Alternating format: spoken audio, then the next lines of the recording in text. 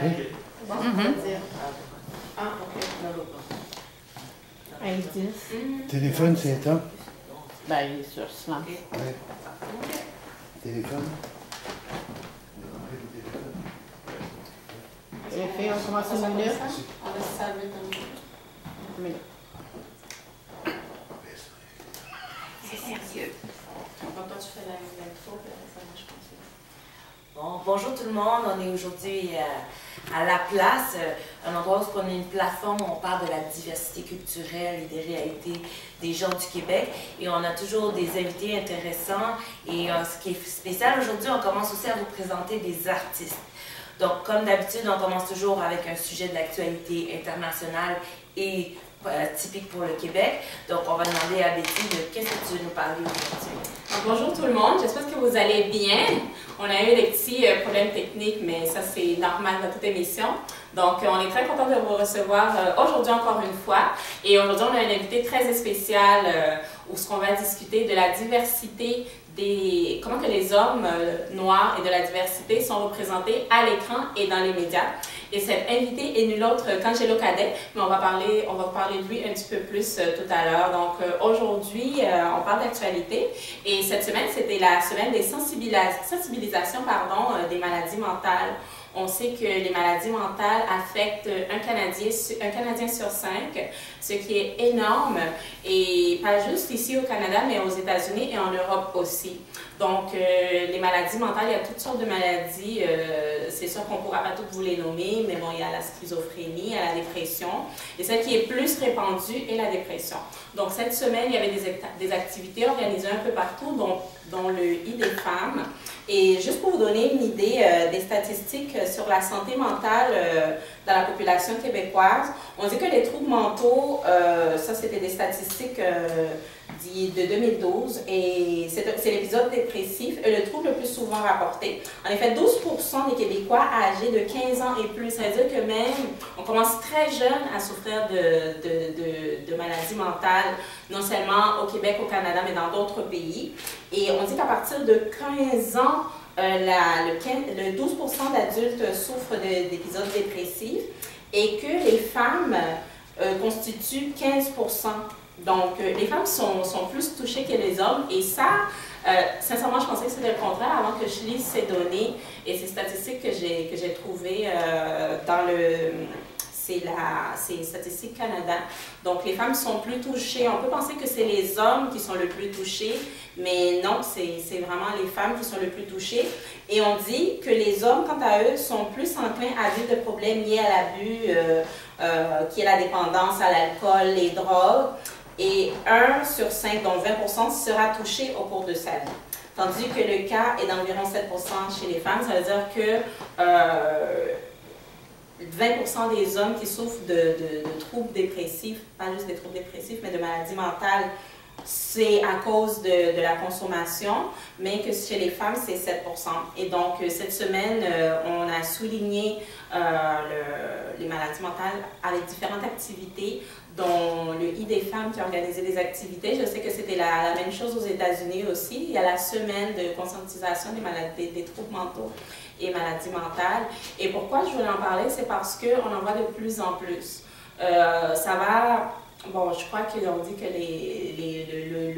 le taux de gens qui souffrent de dépression ou qui se suicident a diminué, mais c'est quand même un phénomène de société et ça touche les gens dans notre famille, ça touche nos collègues de travail, ça peut toucher le voisin, ça peut toucher nos amis. Donc, c'est vraiment important d'en parler. Et pas juste en parler, mais prendre part aussi, si on veut prendre part, être à l'écoute, je pense, être à l'écoute, Cynthia, parce que les gens sont de plus en plus isolés, surtout avec les médias sociaux. On pense être près de gens, mais finalement, on n'est pas si proche que ça. Donc, les gens souffrent en silence. Je voulais ajouter deux choses, mais je suis d'accord avec toi.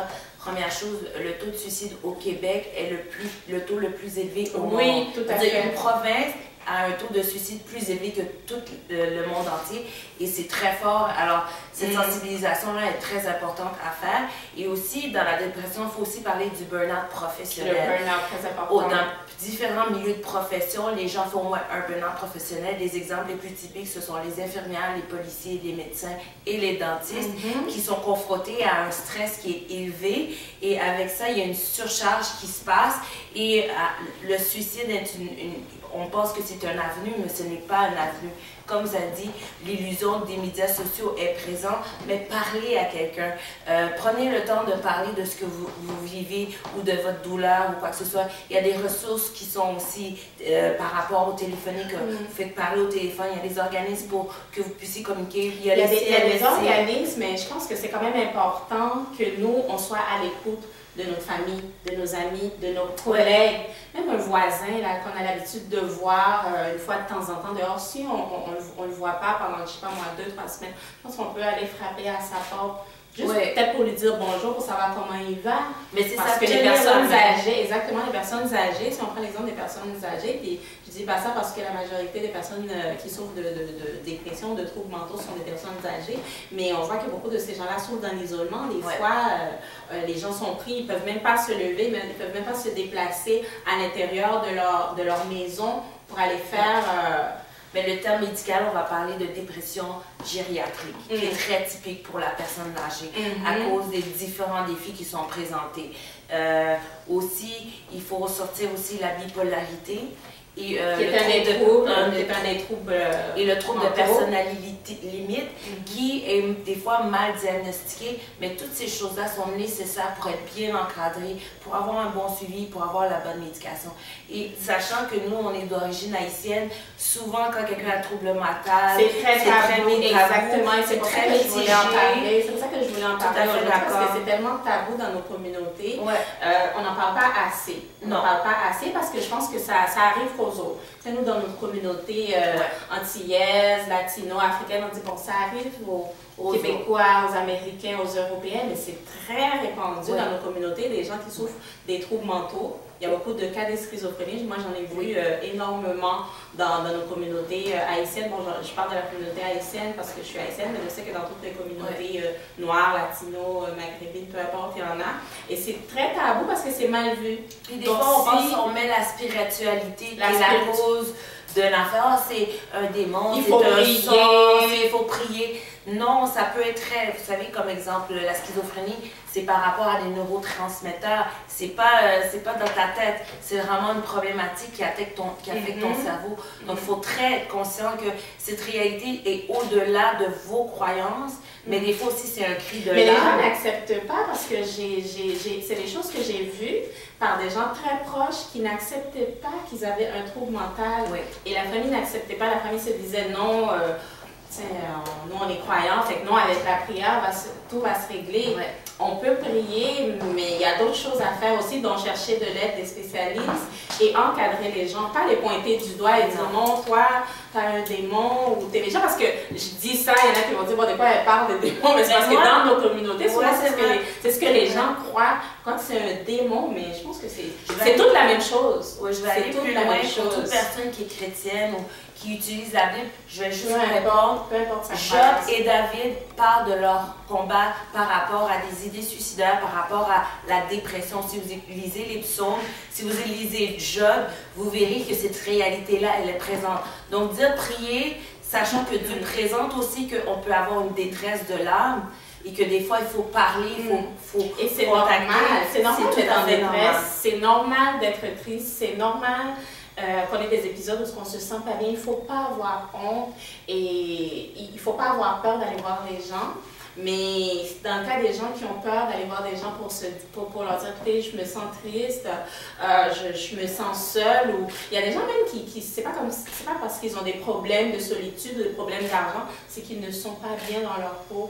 Donc ces gens-là, il faut être à l'écoute parce que souvent on n'est pas à l'écoute, on est dans une société où on pense à nous, on pense à la performance, il faut avoir ci, il faut avoir ça, il faut exceller à l'école, il faut exceller au travail, il faut exceller dans son entreprise, mais on oublie ce ce côté-là, le côté humain, de prendre le temps avec les gens, savoir comment tu vas. Est-ce que tu vas bien?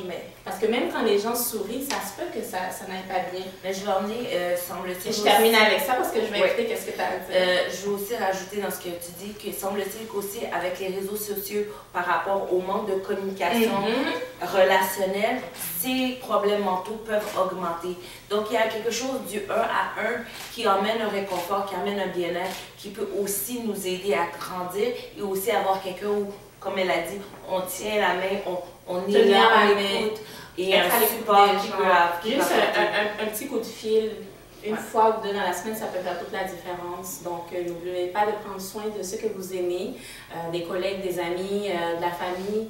Prenez soin des gens. N'attendez pas qu'il soit trop tard. N'attendez pas le rest in peace. Donc, toi, tu voulais parler de quoi? Oui, on veut parler de Yama. On veut la souligner aujourd'hui. Donc, on est fiers d'elle. Félicitations d'avoir gagné une compétition aussi importante qui est la voix. Et toi, est-ce que tu l'as suivi? Moi, je ne suis pas très télévision. Je suis pas télévision. J'ai pas vraiment suivi l'émission. J'ai vu des choses sur YouTube. Je pense que les codes d'écoute ont augmenté cette année par rapport au dernier La Voix. C'est ce que j'avais lu quelque part. Mais je vais être honnête, moi, et je vais être très transparente, quand je l'ai vue, j'ai vu qu'elle était dans les tops, je me suis dit, ils vont pas voter pour elle parce qu'elle représente pas l'image habituelle des héros, des 6 derniers, genre. Elle n'est pas blanche, elle n'est pas québécoise, elle n'est pas mince. Elle représente une image qui est tout à fait différente. Mais ce que j'ai aimé, c'est que... Est-ce que tu penses que c'est un préjugé qu'on a de moi, penser ça? Parce que tu ne seras pas la seule. Mais c'est pour ça que je suis transparente. J'ai dit, oh, elle ne va pas gagner. Ils ne vont pas voter pour elle. Mais ce que j'aime, c'est que les gens peuvent reconnaître un talent. Et elle a un talent. Tu ne peux pas te dire, je veux tel modèle, tu l'entends. J'ai écouté la version de Let It Be. J'en ai pleuré, j'avais la chair de poule, j'ai encore la chair de poule. Elle a un talent. Il faudrait qu'on l'invite à l'émission cette année. Donc, mais moi, ce que je voulais aussi ressortir, puis je voulais sortir un autre exemple, des fois, les gens disent c'est un conte de fées. Ce n'est pas un conte de fées. C'est un travail acharné. Elle a travaillé pour ça. C'est ça que les gens oublient. On entend ce témoignage, elle était en Haïti, elle a été confrontée au tremblement de terre. Est-ce que c'est vrai qu'elle étudie pour être médecin? Elle étudie en médecine en République Dominicaine, c'est ça qu'on présente dans le journal de la presse que j'avais ressorti. Donc, elle étudie en médecine, c'est une femme qui est intelligente, elle est venue au Québec, elle est très intelligente et elle est venue, elle a pris sa chance, sachant qu'elle a eu un talent, puis malgré toutes ces diversités, ces combats-là, ces choses-là, elle a réussi. Puis je veux aussi sortir aussi la future princesse Meghan, qui va se marier avec le prince Harry. Et oui, elle est canadienne. Elle est canadienne. Fait que je veux ressortir encore un autre point à la royauté. Ouais. Et elle est métisse. C'est un autre point, c'est pas un conte de fées. Si vous lisez son curriculum, c'est une femme qui est très intelligente. Elle a fait des études poussée, elle était supposée d'être travailler dans une ambassade. Donc, le prince Harry n'a pas pris une fille comme ça dans la rue, puis non, elle a pris une femme éduquée, une femme de tête. C'est la même chose pour Yama. Arrêtez de dire qu'il y a un conte de fées. Derrière ça, il y a du travail, il y a un talent, il y a quelque chose. Il va juste le glitz and glamour. Oui, c'est ça. C'était ça que je voulais ressortir de notre histoire par rapport à Yama, par rapport à la voix, par rapport à mon petit jugement que j'ai dit, ah, elle va gagner. So, she proved you wrong. Oh oui, je vais être bonne aujourd'hui. Oh, je sais pas. Mais l'humilité, je l'avoue, je m'excuse à tout le monde qui nous écoute. J'ai jugé, mais je suis fière d'elle. Félicitations. Et on espère que vous allez venir nous voir ici, entendre sa voix. C'est des émotions à chaque mot, elle le vit. Et je pense que son bagage se transcende dans ses chants, dans ce qu'elle chante. Et c'est une belle inspiration pour les fiers. Oui, c'est beau. C'est vraiment une belle histoire. Et on ne peut pas ne pas dire merci à nos commanditaires. On ne peut pas poursuivre sans remercier nos commanditaires. Et on veut remercier le Loft Urbain qui nous accueille durant nos enregistrements, qui est notre maison. Et c'est là qu'on enregistre, comme vous le savez déjà. C'est au 5934 rue Saint-Hubert, près de Rosemont. Donc, le loft, c'est ce que vous voyez. C'est un endroit cosy, c'est chaleureux. Donc, pour vos anniversaires, vos parties de bureau, vos 5 à 7, fêtes privées, concerts, etc., etc. Loft urbain. Et c'est on va se mettre debout parce qu'on a des choses à dire par rapport à ce qu'on porte. Oui. Regardez comment on est belle aujourd'hui.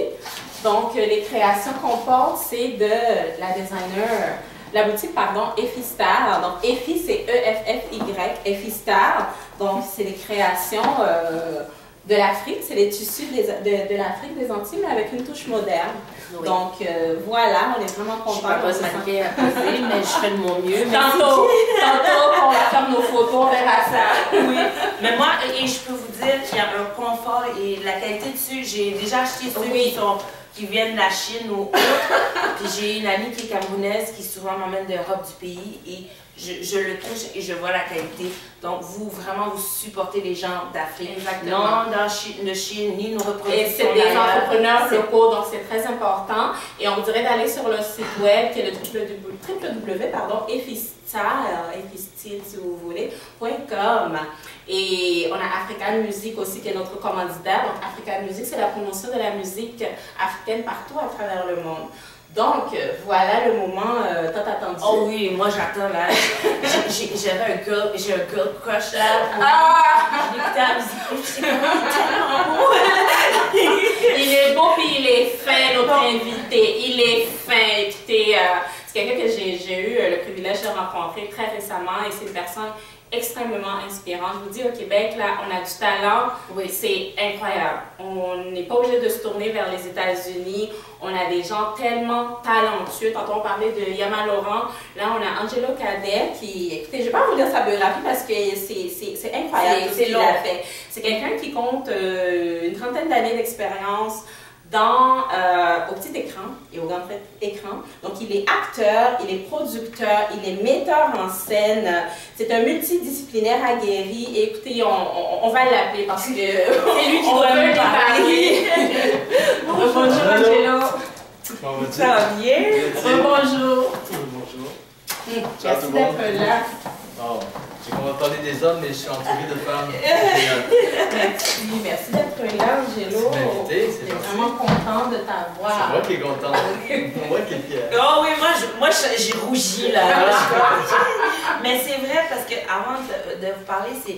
Moi je suis née au Québec, je suis née dans les années. Ok.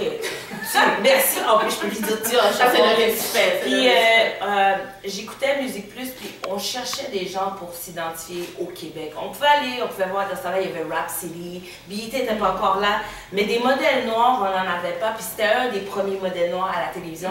Et ça, vous voyez, maintenant je suis dans la communication, des gens qui nous inspirent, des gens qui nous ressemblent, ça nous dit on a notre chance et ça ouvre des portes aussi. Puis c'est pour ça que vraiment il est une inspiration, puis je suis vraiment contente de l'avoir. Donc merci Angelo. Donc, Angelo, t'es né en Haïti? Oui, Jacques Mel, c'est Jacques Mel in the house! Yeah. Jacques Mel in the house. So, tu es d'une famille de 5 enfants. Oui. Tu as été élevé par une femme extraordinaire dont tu es fière de parler d'elle. Ta mère, c'est fou, ouais. Ta mère, c'est ton cœur, c'est ton inspiration. Mais avant d'aller plus loin, d'où c'est venu cette passion? Quand est-ce que tu as découvert que tu avais le talent pour les arts de la scène? Est-ce que tu as commencé en tant que mannequin? Ça a été quoi ta première gig? Ta première gig, ça s'est donné comment? C'est drôle de mes premières gigs. Qu'est-ce que tu as fait? C'est quoi la première chose que tu as fait au petit écran? Et qu'est-ce qui t'a amené là? Pourquoi tu n'as pas choisi d'être enseignant ou comptable? Je sais pas. Surtout avec les parents ici, c'est ça. C'est ça. Je pense que les premières gigs de tout le monde, c'est que tu commences avec la brosse à cheveux dans ta chambre. Oh! C'est tout le temps qu'on est des vedettes dans notre chambre. Oui. Fait que j'étais une grande vedette dans ma chambre. Ok. Je faisais des comédies musicales, l'animation, je chantais. Donc t'avais ça dans le sang. J'avais T'es Hollywood né avec dans ma ça. chambre. Mais non, mais je pense que mon père aussi est un professeur de littérature, donc on baigne dans la culture quelque part, la littérature française. Ma mère est naturopathe. J'ai toujours tergiversé en me disant est-ce que je voulais aller dans la santé ou dans les arts.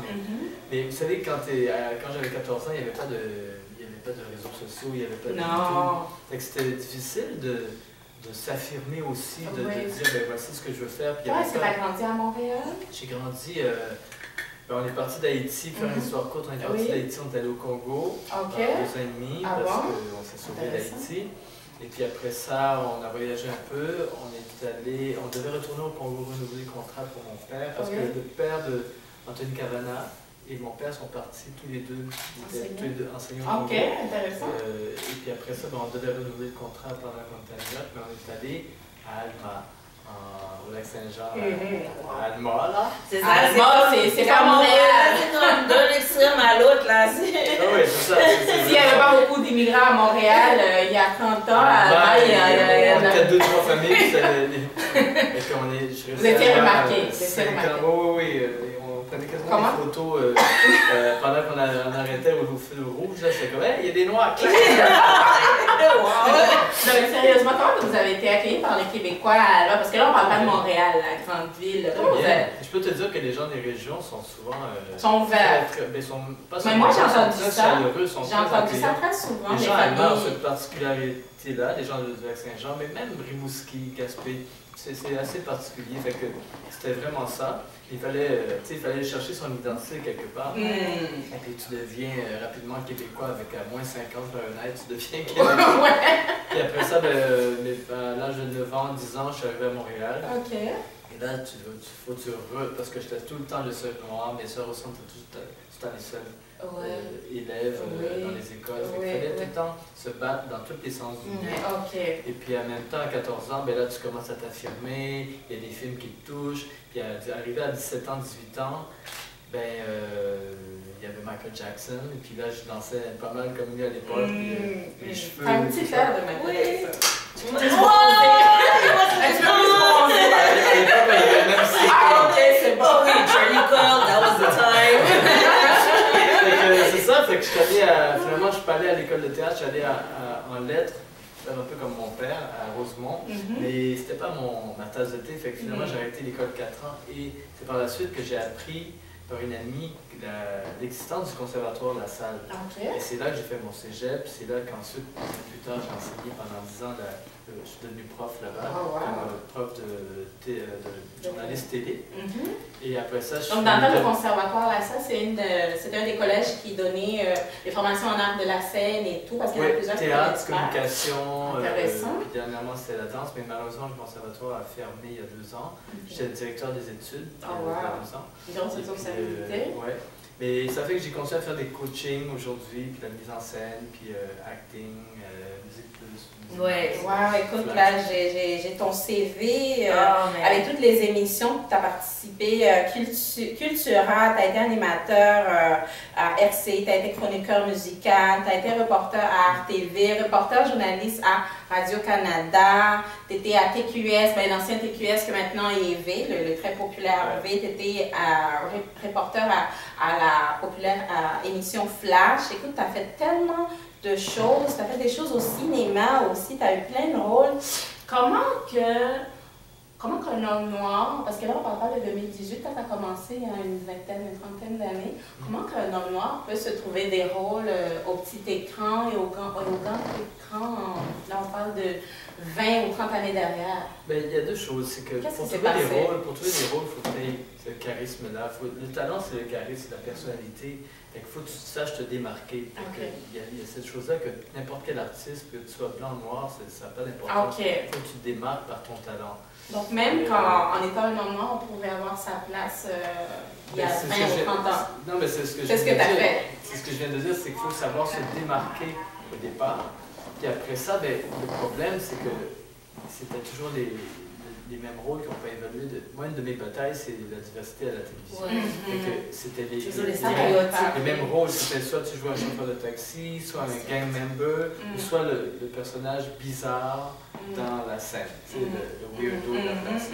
Et qu'à un moment donné, il faut que tu saches faire d'autres choses. Puis quand tu es acteur, quand tu deviens acteur télé, si tu es acteur au théâtre, et au cinéma, là, tu passes un autre cran. Puis donc, ton premier rôle, ça a été quoi? C'était dans un téléroman qui s'appelait Semi-détaché, où je jouais un punk. Fait que je jouais le personnage weird. Mais c'était intéressant. Après ça, j'ai joué dans d'autres émissions qui s'appelaient Marilyn. J'ai fait des petits trucs à gauche, à droite. Puis après ça, en même temps, moi, c'est parce que quand j'ai commencé à vouloir faire ce métier-là, c'est un peu grâce à l'inspiration de Charlie Chaplin. Charlie Chaplin, ça a été un des artistes qui t'a inspiré durant ta jeunesse? Oui, pour son rôle de Charlot, parce que c'est un personnage qui est très sur le côté humanisme, sur les rôles sociaux. Le personnage de Charlot, je vous parlerai sur les autres, mais je suis habitué. Pour le personnage de Charlot. Donc, tu fais la même chose.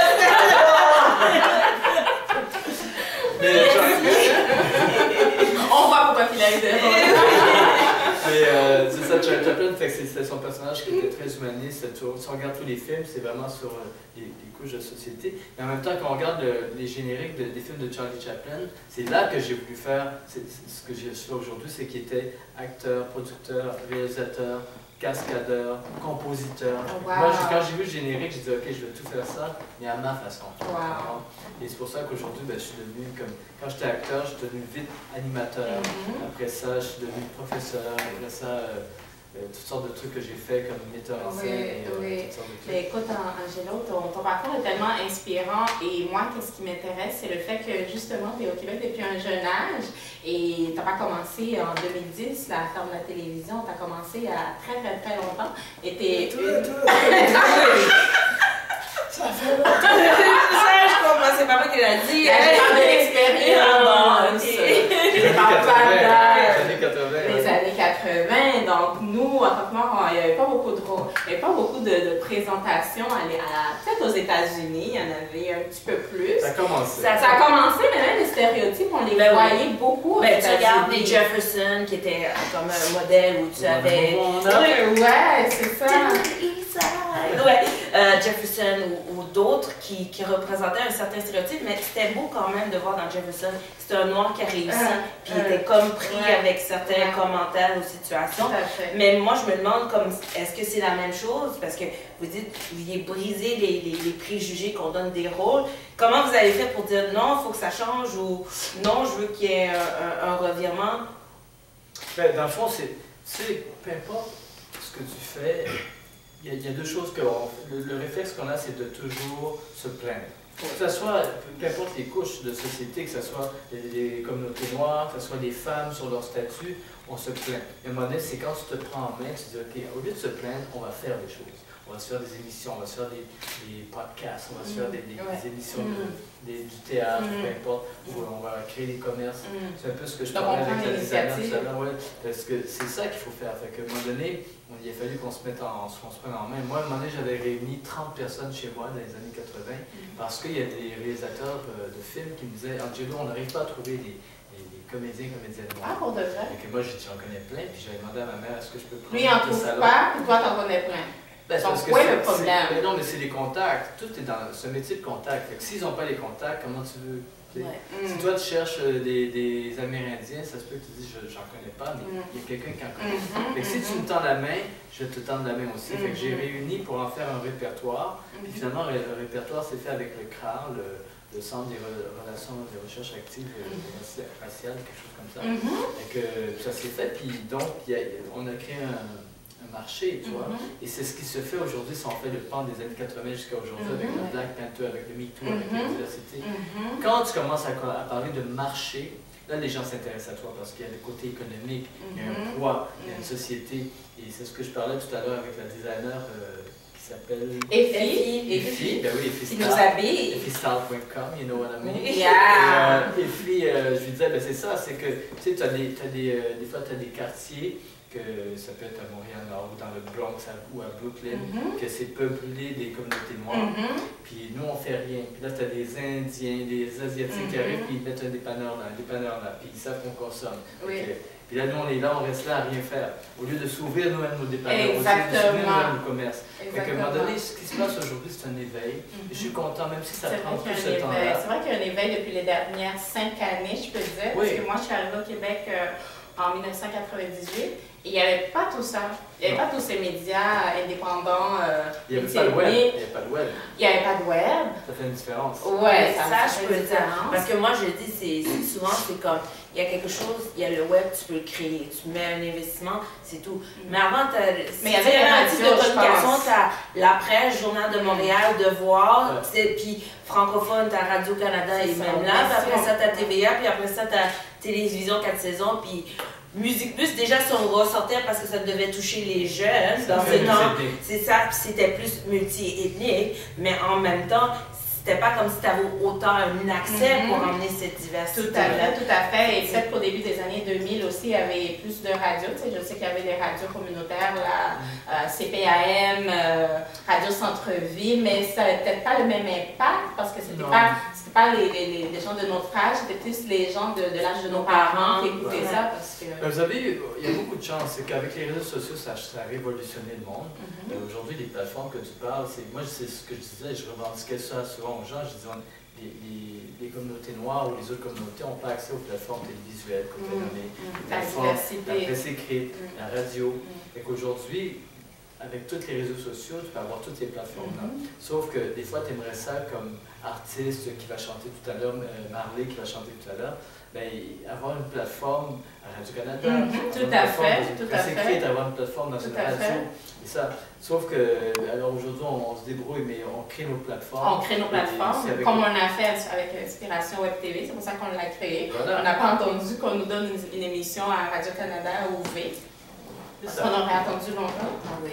On l'a fait nous-mêmes. Oui, puis après ça, quand tu as plus de followers, selon les invités que tu as, ben, ça peut créer une attention vers ces grands médias-là.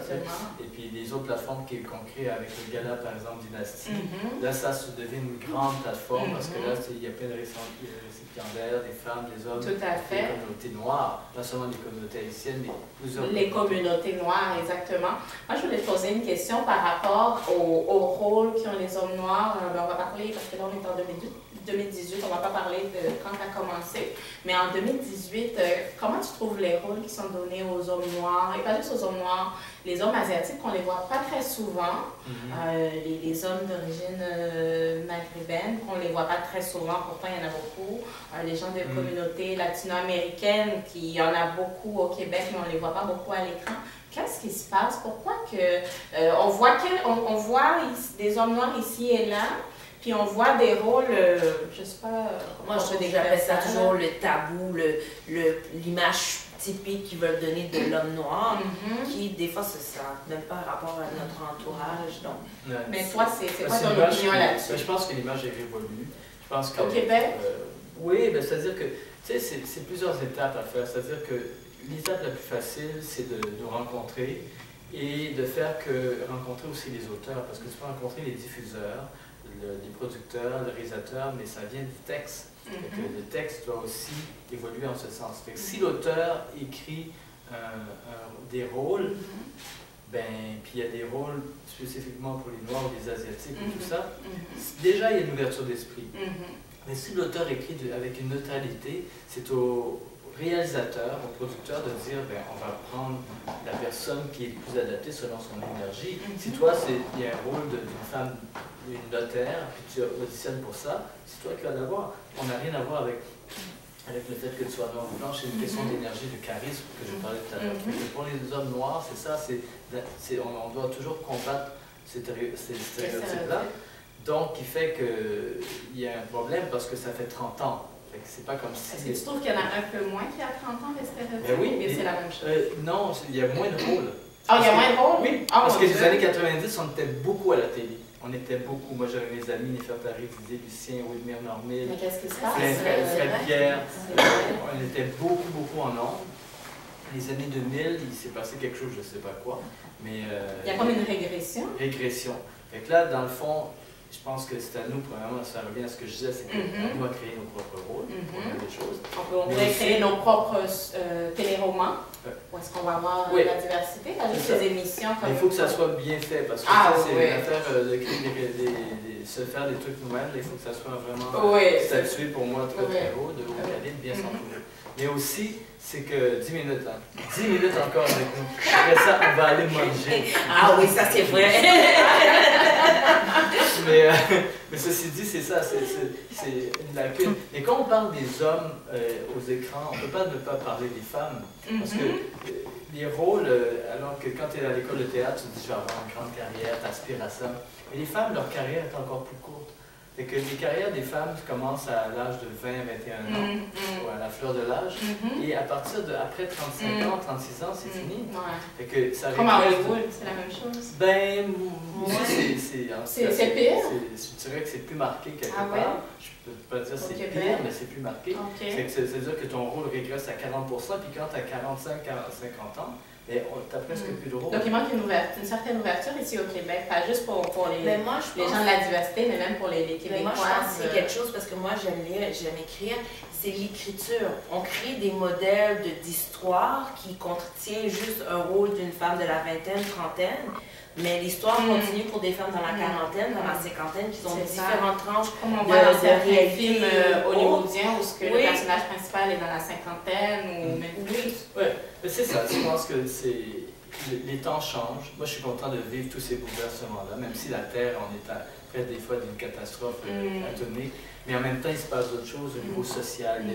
Et que je pense que d'ici les prochaines années, je parle de 2-3 ans, il va y avoir des nouveaux auteurs qui vont réfléchir à des choses, qui vont proposer des choses, qui vont dire, ben voilà, il y a des rôles pour les femmes, il y a des rôles pour tout âge, il y a des rôles pour les gens de toutes les nationalités, parce que les années 80, 70, 80, 90, la télévision était le reflet de la société. Et à partir des années 2000, ils se sont préservés de ce statut-là. Ils ont dit, maintenant, la télévision, on fait notre télé. TVA fait sa télé, Radio-Canada fait sa télé. C'est vrai que ça évolue au Québec. Et moi, je dis tout le temps, c'est ça vient de l'ouverture d'esprit des auteurs. Mais si l'auteur écrit sur Rimouski, c'est son histoire. C'est à nous aussi à nous écrire nos histoires. Mais au-delà de ça, le rôle qui est comme je disais tout à l'heure, peu importe un médecin, on peut le donner à... C'est là que ça devient intéressant si on donne à des Noirs ou à des Maghrébins ou à des femmes. Le rôle qui devait être écrit, le président, pourquoi tu ne donnes pas à une femme? Ça change son histoire, ça donne un plus-value. C'est cette ouverture d'esprit-là que je veux donner et opter envers les auteurs, les réalisateurs, les diffuseurs. Quand on dit les diffuseurs, c'est Radio-Canada, c'est TVA, c'est V, c'est des choses comme ça. Alors, c'est la même chose on va leur envoyer cette émission-là pour qu'ils l'écoutent. On envoie ce petit bout-là de Yes! Mais moi, je veux rajouter aussi, des fois, ce que je vois, parce qu'ils disent qu'il manque des Latinos, il manque des gens coréens et tout, mais c'est différents milieux, ils ont leur propre... quand on va écouter les soaps espagnols, le K-pop coréen, oui, mais ils ont déjà une certaine plateforme où ce que je trouve que les Haïtiens ou même certaines personnes dans certains milieux africains, cette plateforme-là, même dans leur milieu, c'est très limité. Et la qualité, parce que tu écoutes un film haïtien, des fois, là, la qualité n'est pas là, mais ça ne veut pas dire qu'il y a des gens. Moi, j'en ai quelques-uns, c'est mes préférés. Puis d'Espoir, c'est un de mes préférés. Le film Cafou, là, t'as vu? Oui, c'est des films que ça parle de quelque chose, mais il y a aussi une qualité qu'on doit se surpasser parce que les gens vont voir. Parce que moi, je pense à Issa Rae, qui, elle a commencé avec elle était youtubeuse. Puis c'était pas bon, mais après ça s'est amélioré. Elle a compris son image, ils l'ont pris son histoire, ils ont fait Insecure, qui est à HBO, puis qui est une émission que les gens se sont touchés. Fait que, emmenez aussi, puis je veux challenger, puis je veux savoir si vous êtes d'accord, emmenez cette qualité, parce que vous seriez étonné qu'après ils vont faire comme « Ah, mais avec notre aide, ça peut être relevé. » S'ils pensent que les choses vont se faire du jour au lendemain, excuse-moi de t'interrompre, des fois, je trouve qu'on pense que les choses se font du jour au lendemain. Bon, je lance mon YouTube, puis là je vais être réalisateur, producteur, acteur, puis je vais être connu au Québec. Ça prend au moins 2 ans, là. Il manque une persévérance, je trouve, dans cette génération.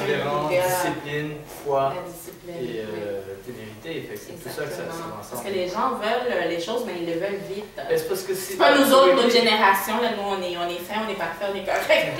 Pour répondre à ta question, si tu ouvres un restaurant et tu n'as pas de qualité, est-ce que tu vas avoir des clients? Non. Tu vas avoir des clients au lancement, tes amis, ta famille vont dire que tu es la meilleure. Mais sauf que le lendemain, il faut que tu continues à servir des plats, il faut que ce soit rigueur, parce que tu as l'autre restaurateur collaborateur à côté, que lui, ça fait 20 ans qu'il est là, puis sa rigueur, son expérience et sa qualité, il est là. C'est à nous aussi à dire, mais la qualité. Et c'est pour ça que je fais des coachings aussi, parce que j'essaie de encadrer les gens. Ben, les coachings, c'est des coachings d'entreprise, des coachings pour les acteurs, pour les animateurs aussi, justement pour les gens. Parce que tu as vu qu'il y avait un besoin? Oui. Si je continue en même temps ma poursuite comme professeur au collège que je faisais en art, l'idée c'est que je veux vraiment encadrer les gens quand ils font leur projet pour aller vers cette qualité-là, vers cette rigueur-là. Parce que c'est compliqué, parce que quand tu es seul chez toi, tu as besoin de pushing. Moi, à 14 ans, 16 ans, je n'avais pas la main. Moi, je vais être cette main-là. J'entends le silence des gens quand ils sont mal, puis ils sont pas capables d'exprimer. Je leur dis, regarde, viens me voir, je vais te faire sortir ça, puis on va mener ton projet jusqu'à temps qu'il sorte. Si tu peux sortir ton projet de chez toi, du seuil de ta porte, je te dis, tu as réussi. S'il va dans un journal de quartier ou dans une radio communautaire, tu as déjà réussi. Mais les gens, ils disent, ah non, ils ne donnent pas des petites tapes. Il faut que tu commences comme ça. Après ça, tu te fais remarquer dans la communauté. Et après ça, tu sors de ta communauté, ben, tu n'oublies jamais ta communauté. Exactement. Tu vas dans les grands médias. Là, tu vas chercher les autres derrière, tu les amènes aussi. Et c'est là que tu peux commencer à faire de l'argent. C'est ça. C'est là que mais tu sais, la question de l'argent, c'est ce qu'il faut retirer justement dans la tête des jeunes.